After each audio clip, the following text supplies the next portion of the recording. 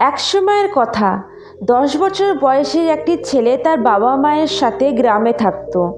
একদিন অনেক বছর পর ছেলেটি তার দাদুর গ্রামে গেল। সেখানে সে তার দাদুর সাথে সারাক্ষণ খেলা করত। একদিন সে তার দাদুকে বলল, দাদু, আমি যখন বড় হব আমি খুব সফল হব। তুমি কি আমাকে সফল হওয়ার কিছু উপায় বলতে পারো? তখন তার দাদু তার দিকে তাকিয়ে হাসতে হাসতে বললেন, হ্যাঁ, অবশ্যই বলবো। তিনি তাকে একটি গাছের দোকানে নিয়ে যান যেখানে ছোট্ট গাছপালা পাওয়া যায়। সেখান থেকে তার দাদু দুটি ছোট্ট চারা কিনে বাড়ি ফিরে আসেন। বাড়িতে আসার পরে সে একটি বড় পাত্রে রোপণ করে এবং সেই পাত্রে রেখে দেয়।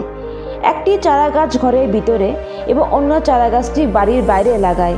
তারপর তিনি তার নাতনিকে জিজ্ঞাসা করেন, কোন গাছটি ভবিষ্যতে ভালো বাড়বে বলে তোমার মনে হয়? ছেলেটি একটু চিন্তা করে তার দাদুকে বলল, আমরা ঘরের ভিতরে যে গাছটি লাগিয়েছি সেটি ভালোভাবে বেড়ে উঠতে পারবে, কারণ এটি নিরাপদে থাকবে, এবং বাইরে যে গাছটি আমরা রোপণ করেছি তার সূর্যের প্রবল রশ্মি, ঝড়, ভারী বৃষ্টি এবং পশু পাখির মতো কিছু ঝুঁকিতে রয়েছে। তার দাদু হেসে তাকে বললেন, দেখা যাক কি হয়। তারপর 4 বছর পর ছেলেটি আবার তার দাদুর বাড়িতে যায়।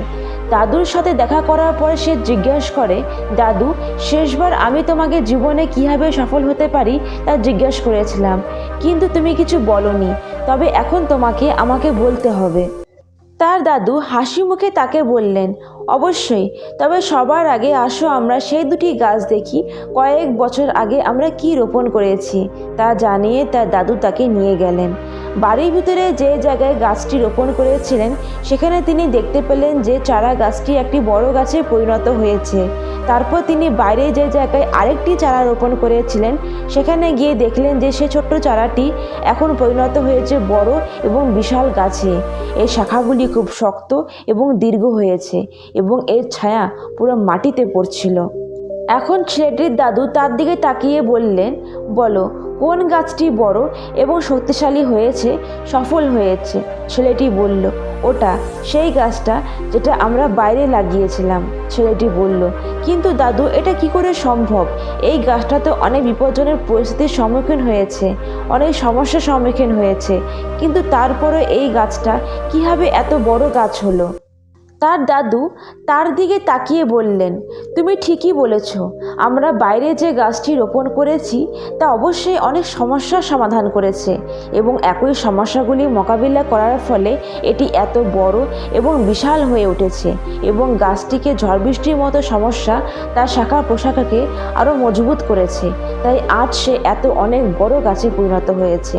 তার দাদু তার দিকে তাকিয়ে আবার বললেন, একটি কথা সবসময় মনে রাখবে, যতক্ষণ না তুমি জীবনে সংগ্রাম করবে, যতক্ষণ না তুমি সমস্যার সমাধান করবে, অসুবিধার মধ্যে দিয়ে যাবে, তুমি তোমার জীবনে সফলতা অর্জন করতে পারবে না। তুমি যদি তোমার জীবনকে সবসময় আরামদায়ক অবস্থায় রাখো তাহলে তুমি উন্নতি করতে পারবে না। তুমি যদি প্রতিটি সমস্যার জন্য সর্বদা প্রস্তুত থাকো, সংগ্রামের জন্য প্রস্তুত থাকো, তবে তোমার পক্ষে কোনো লক্ষ্য অর্জন করা অসম্ভব নয়।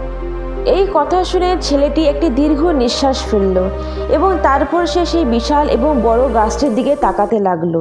তার মনের মধ্যে তার দাদুর কথাগুলি ঘুরপাক খাচ্ছিল। সমস্যা, বাধা, অসুবিধা, এই জিনিসগুলিকে আমরা আমাদের জীবনের শত্রু বলে মনে করি, কিন্তু এই প্রতিবন্ধকতা এবং এই অসুবিধাগুলি আমাদের জীবনকে আরও শক্তিশালী এবং সফল করে তোলে। এবং স্বামী বিবেকানন্দ বলেছেন, যদি আপনি আপনার জীবনে কোনো সমস্যার সম্মুখীন হচ্ছেন না তাহলে বুঝুন আপনি ভুল পথে আছেন। বন্ধুরা, ভিডিওটি ভালো লাগলে চ্যানেলটিকে অবশ্যই সাবস্ক্রাইব করো, লাইক আর শেয়ার করতে ভুলো না। ভিডিওটিকে শেষ পর্যন্ত দেখার জন্য অনেক অনেক ধন্যবাদ।